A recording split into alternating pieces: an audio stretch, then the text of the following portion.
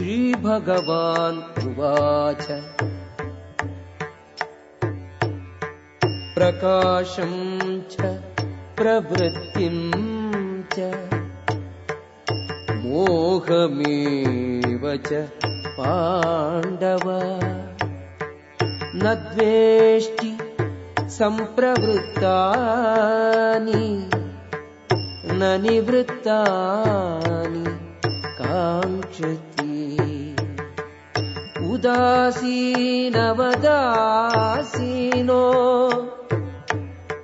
गुणैर्यो न विचाल्यते गुणा वर्तन्त इत्येव योऽवतिष्ठति नेङ्गते समदुःखसुखः स्वस्थः समलोष्टाश्म काञ्चनः तुल्यप्रिया प्रियो धीरः तुल्यनिन्दात्म संस्तुतिः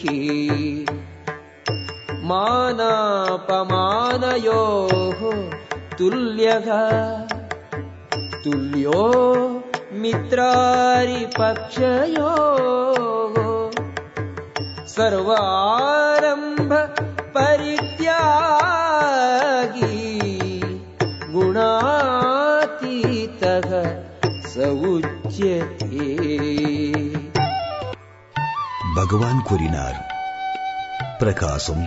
பற்று, மயக்கம் இவை தோன்றியிருக்கும் போது அவற்றை வெறுக்காதவனும், அவை மறைந்திருக்கும் போது அவற்றிற்காய் ஏக்கம் அடையாதவனும், இயற்கை குணங்களின் ஜட விளைவுகளுக்கு அப்பாற்பட்டு கவனமற்றவனைப் போன்றிருப்பவனும், உறுதியாயிருப்பவனும், குணங்களே செயல்படுகின்றன என்று அறிபவனும், இன்ப துன்பங்களை சமமாக பாதிப்பவனும், மண்கட்டி, கல், பொன் போன்ற இவற்றையெல்லாம்